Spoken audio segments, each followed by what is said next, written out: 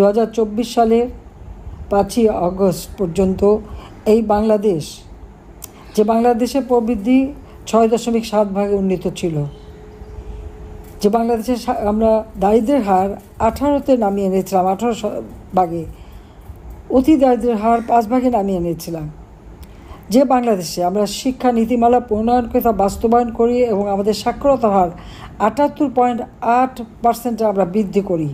শিক্ষার ক্ষেত্রে আধুনিক বিজ্ঞান প্রযুক্তি শিক্ষা, কম্পিউটার ট্রেনিং করা এবং এই প্রযুক্তি এবং বিজ্ঞান এবং কারিগরি শিক্ষাকে আমরা গুরুত্ব দিই, যেখানে কারিগরি শিক্ষা আমাদের ছিলই না বলতে গেলে, সেখানে আমরা কারিগরি শিক্ষাকেও গুরুত্ব দিই। এবং শুধু আমাদের সাধারণ শিক্ষা না, মাদ্রাসা শিক্ষা, কওমি মাদ্রাসা শিক্ষা সহ সব ধরনের শিক্ষার ব্যবস্থা আমরা করেছি। শুধু তাই না, প্রি প্রাইমারি থেকে একবার উচ্চশিক্ষা পর্যন্ত বৃত্তি দিয়ে, উপবৃত্তি দিয়ে আমরা প্রত্যেকটা বাড়ির ছেলে মেয়ের জন্য লেখাপড়া শিখতে পারে সেই সুব্যবস্থা করে দিয়েছিলাম এবং শিক্ষার মান উন্নয়নের জন্য আমরা ব্যাপক কর্মসূচি বাস্তবায়ন করতে থাকি। ঘরে ঘরে বিদ্যুৎ পৌঁছে দিয়েছি, চিকিৎসা সেবা জনগণের দোরগোড়ায় নিয়ে গেছি কমিউনিটি ক্লিনিকের মাধ্যমে। এভাবে বাংলাদেশের মানুষের খাদ্য চাহিদা পূরণ করেছি। খাদ্য উৎপাদন 4 গুণ আমরা বৃদ্ধি করি। সেই সাথে সাথে আমিষের দিকে লক্ষ্য রাখি, তরকারি, ফল মূল, মাছ, মাংস, ডিম, দুধ সব কিছু উৎপাদন বৃদ্ধি করি, মানুষের চাহিদা পূরণ করি। আওয়ামী লীগের আমলে কোনো মঙ্গা ছিল না, দুর্ভিক্ষ ছিল না, মানুষ না খেয়ে মারা যায়নি। কিন্তু মাত্র একটা বছর, এই 1 বছরের মধ্যে দেশের অবস্থাটা কোথায় নিয়ে গেল? আজকে ক্ষমতা কে আছে? ডক্টর মোহাম্মদ ইউনূস। তিনি ক্ষমতা দখল করেছেন। এখানে কোনো গণতান্ত্রিক ধারা ছিল না। তার মেটিকুলাস ডিজাইনের মাধ্যমে মাস্টারমাইন্ডরা আন্দোলন করে, যেখানে ছাত্র জনতার বেশি সম্পৃক্ততা ছিল না। কিন্তু যে ডিজিটাল বাংলাদেশ আমরা গড়ে তুলেছি, সেই ডিজিটালের সুযোগটা নিয়ে মানুষকে বিভ্রান্ত করা, অপপ্রচার দীর্ঘদিন প্রায় 20 থেকে 25 বছর চেষ্টা করেছে এই অপবাদ ছড়াতে, এবং এই অপবাদ ছড়িয়ে মানুষকে বিভ্রান্ত করেছে। স্বাভাবিকভাবে আমার মনে একটা প্রশ্ন জাগে, যে মানুষগুলির জন্য এত উন্নত একটা সমাজ করে দিয়েছি, যে মানুষের জীবনমান উন্নত করেছি, সে মানুষগুলি এত তাড়াতাড়ি এভাবে বিভ্রান্ত হলো কিভাবে? কেন? শেখ হাসিনা চলে গিয়ে সব ভালো থাকবে? ঠিক আছে, ভালো থাকুক। যেখানে মানুষের জীবনে শান্তি নিরাপত্তা দিয়েছিলাম, জঙ্গি দমন করেছি কঠোর হস্তে, সেটা কি আমার অপরাধ ছিল? রেপ, ইপটিজিং এগুলি করলে পরে শাস্তির সাথে শাস্তির ব্যবস্থা করেছি। ড্রাগ, চুরি চামারি, দুর্নীতি সব কিছু আমাদের নিয়ন্ত্রণ করেছি আমরা। তা যদি না করতাম, তাহলে আজকে মাত্র 15 বছরের মধ্যে এই বাংলাদেশ বদলে যেত না। একটা আধুনিক বাংলাদেশ, এটা শুধু রাজধানী না, একেবারে ইউনিয়ন পর্যায় পর্যন্ত রাস্তাঘাট, পুল, ব্রিজ, কর্মসংস্থানের ব্যবস্থা সমগ্র বাংলাদেশব্যাপী আমরা করেছি। দেশি বিদেশি বিনিয়োগ বাংলাদেশে এসেছে, রপ্তানি বৃদ্ধি করেছি, আমদানি বৃদ্ধি হয়েছে, কর্মসংস্থান যাতে আরও ব্যাপকভাবে তার ব্যবস্থা নিয়েছি। কোনো দিকে তো বাংলাদেশ পিছিয়ে ছিল না। উন্নয়নের রোল মডেল হিসেবে বাংলাদেশ স্বীকৃতি পেয়েছে বিশ্বে। নারী ক্ষমতায়ন, তরুণ সমাজের জন্য আধুনিক জ্ঞান প্রযুক্তি ব্যবহার থেকে শুরু করে সব ক্ষেত্রেই তো উন্নত করে দিয়েছি। তাহলে অপরাধটা কী করলাম? আজকে দেখা যাচ্ছে কি, যারা ক্ষমতা এসেছে তাদের অবস্থাটা কী দাঁড়িয়েছে, তার দেশকে কী দিয়েছে? সেটাই তো আমার প্রশ্ন। দিচ্ছে লাশ। আজকে যখন দেখি প্রত্যেকটা ইউনিয়ন পর্যায় পর্যন্ত আমাদের নেতাকর্মীরা চরম নির্যাতনের শিকার, ঘর বাড়ি লুটপাট, ব্যবসা প্রতিষ্ঠান, এমনকি ঘরের গরু, খামারের গরু, মাছের খামার, ব্যবসা প্রতিষ্ঠান, হাঁস মুরগি, দোকানপাট সবই হামলা, লুটপাট এবং ধ্বংস এবং অগ্নিসংযোগ। তারপর মিথ্যা মামলার বোঝা। প্রায় 5 লক্ষ মামলা দেওয়া হয়েছে। লক্ষ লক্ষ নেতা কর্মীর বিরুদ্ধে মামলা, কী অপরাধ তার কোনো ঠিকানা নাই, কিন্তু মামলা দিয়ে যাচ্ছে। একটা আওয়ামী লীগের নেতা শুধু না, তার বাবা মা ভাই আত্মীয় স্বজন কাউকে ছাড়ছে না। আওয়ামী লীগ তো এত বছর ক্ষমতায় ছিল, এমনকি 2001 সালে যারা আমাদের উপরে নির্যাতন করেছে বা তার আগেও, কই আওয়ামী লীগ তো আমরা তো প্রতিশোধ নিতে যাইনি। আমরা দেশের উন্নয়নটা চেয়েছিলাম, কিন্তু আজকে আওয়ামী লীগের প্রত্যেকটা নেতাকর্মী পদে পদে অপদস্থ, অপমান, লাঞ্ছিত, হত্যা, নির্যাতনের শিকার। তা আর কত? আজকে শুধু যারা এত আহ্লাদ করে ক্ষমতা এনেছিল তারা আজকে কি দেখে?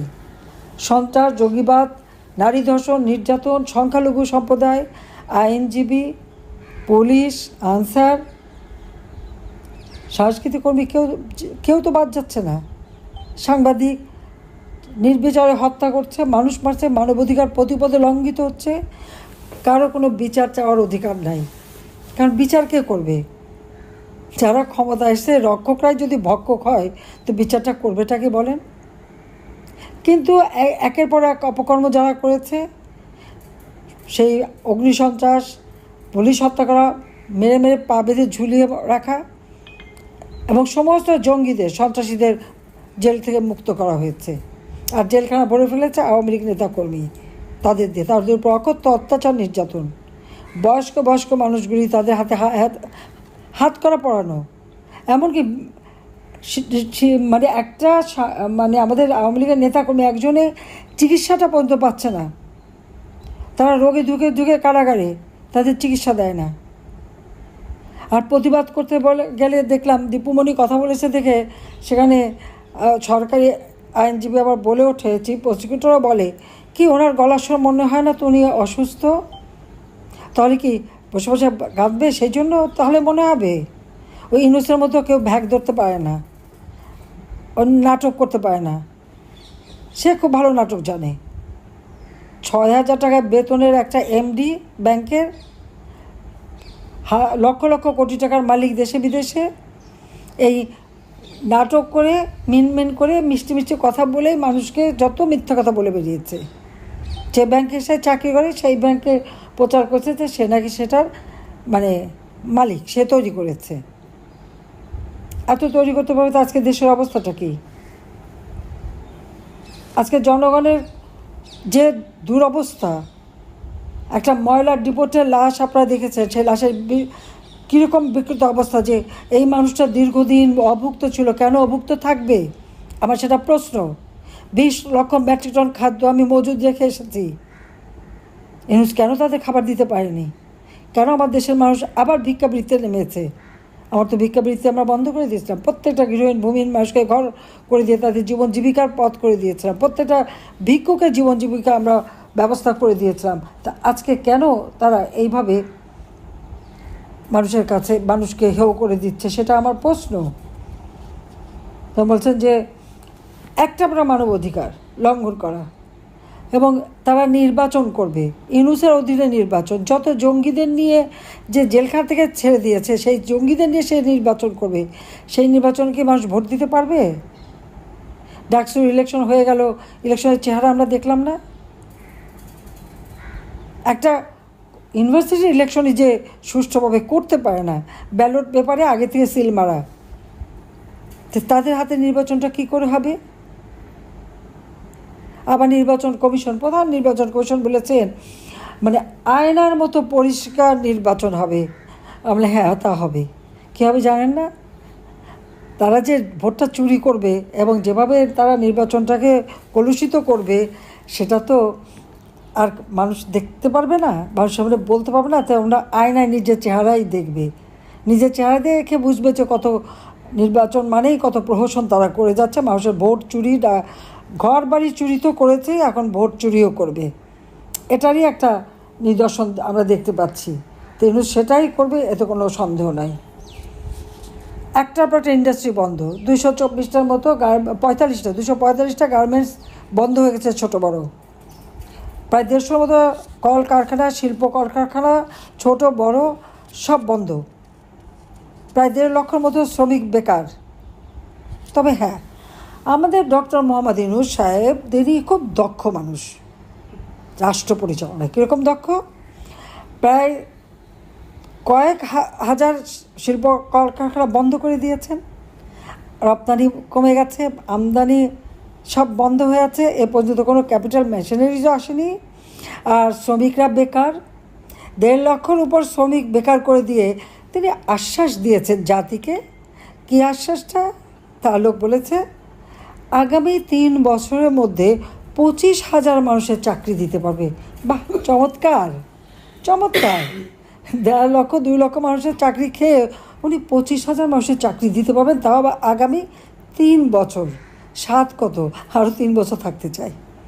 বাংলাদেশের জনগণ সিদ্ধান্ত নেবে যে তাকে আর কত বছর রাখবে ক্ষমতায়, আর কত ধ্বংস হবে দেশটা।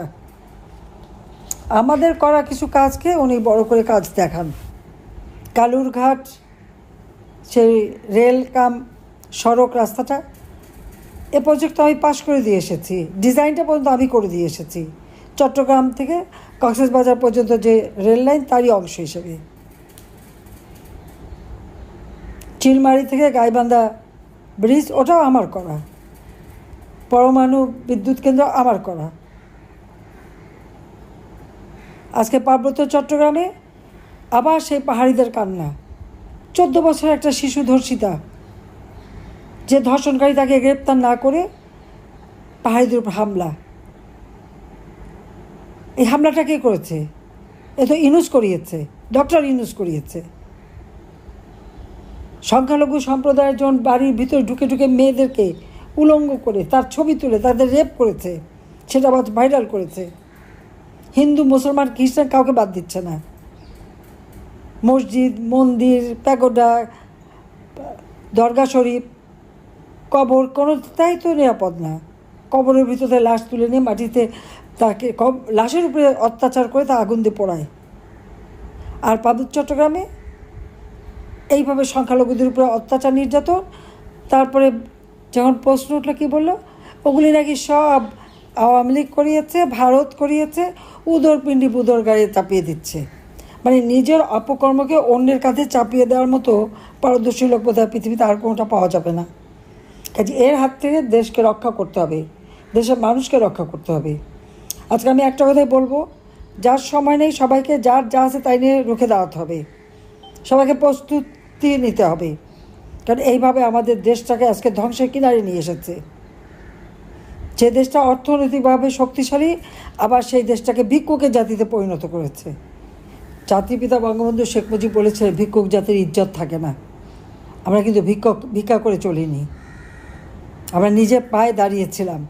আত্মমর্যাদা নিয়ে বাঙালি জাতি বিশ্ব দরবারে মাথা উঁচু করে চলছিল সেই 5ই আগস্ট 2024 পর্যন্ত। 1 বছরের মধ্যে মানুষের সব কিছু ধুলায় লুটিয়ে দিয়েছে এই লোভী, জঙ্গি, সুদখোর, ফ্যাসিস্ট ইউনূস। আওয়ামী লীগ শত্রু, আওয়ামী লীগকে শেষ করতে হবে। কেন? আওয়ামী লীগ দেশে স্বাধীনতা এনে দেয়নি। স্বাধীনতার ফলেই না আজকে এই বড় বড় চেয়ারে সবাই বসতে পারছে। আওয়ামী লীগ স্বাধীন না করলে কি হতো? ওই পাকিস্তানি শাসকদের বুটের তলায় পিষ্ট হতে হতো আর লাথি ঝাঁটা খেতে হতো।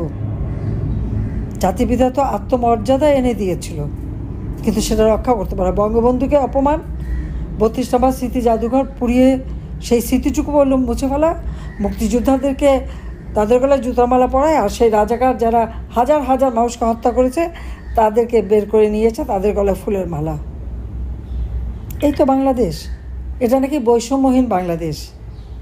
4 লক্ষ ছেলে মেয়ে লেখাপড়া, 4 কোটি মতন আমাদের ছাত্রছাত্রী, তারা লেখাপড়াও শিখতে পারছে না। আওয়ামী লীগ, ছাত্রলীগ তারা করে বা কী বলে মুক্তিযোদ্ধার সন্তানরা পড়তে পারবে না। তার মানে সাক্ষরতার হার কমবে, শিক্ষার মান আরও কমবে। শিক্ষার মান বৃদ্ধির জন্য বেসরকারি খাতের যে ইউনিভার্সিটিগুলি, ওই ব্র্যাক ইউনিভার্সিটিও আমার করে দেওয়া। আবেদ খানকে ডেকে এনে আমি তাকে দিয়েছিলাম ব্র্যাক ইউনিভার্সিটি। আবার দেখলাম ব্র্যাকের এক প্রফেসর বলেন শিক্ষার জন্য নাকি আমরা কেউ কিচ্ছুই করিনি। তাহলে উনি ইউনিভার্সিটিতে পেলেন কোথায়? চাকরিটা পেলেন কীভাবে যদি আমরা কিছু না করে থাকি? আমরা করেছি বলেই তো এই ইউনিভার্সিটি তৈরি হয়েছে এবং অনুমোদনটাও আমি দিয়েছিলাম, এটা তার মনে রাখা উচিত। কথা বলার সময় ইউনূসকে খুশি করার জন্য ইউনূসের খারাপ বলতে হবে, তা আমাদের সবাইকে খারাপ করতে হবে, সেটা বললে তো চলবে না। একজন শিক্ষক এ ধরনের কথা বলবে কেন? কাজে আমি এটিও বলবো যে সবাই ঐক্যবদ্ধ হন, সকলকে রুখে দাঁড়াতে হবে, ঐক্যবদ্ধ থাকতে হবে। কে কী করছে না করছে ওটা বিবেচনা না, সবাই ক্ষতিগ্রস্ত, এটা মাথায় রাখতে হবে। এবং দেশটাই ক্ষতিগ্রস্ত, দেশের মানুষ ক্ষতিগ্রস্ত। আজকে কৃষক সার পায় না, উৎপাদিত পণ্যের ন্যায্য মূল্য পায় না, শ্রমিক চাকরি হারায়, খেটে খাওয়া মানুষগুলি দিনমজুর, তারা যা কামাই করে একবেলা খেতে পারে না। এই মানুষগুলির মুখের দিকে তাকিয়ে আওয়ামী লীগের প্রত্যেকটা নেতাকর্মীকে শক্ত হাতে ধরতে হবে। এই সুদখোর ফ্যাসিস্ট ইউনূসকে ক্ষমতা থেকে সরিয়ে গণতন্ত্র ফিরিয়ে আনতে হবে, দেশের মানুষের শান্তি নিরাপত্তা নিশ্চিত করতে হবে। এটাই হচ্ছে আমাদের আজকের কাজ। সবাই ভালো থাকেন, সুস্থ থাকেন। জয় বাংলা, জয় বঙ্গবন্ধু, বাংলাদেশ চিরজীবী হোক। খোদা হাফিজ।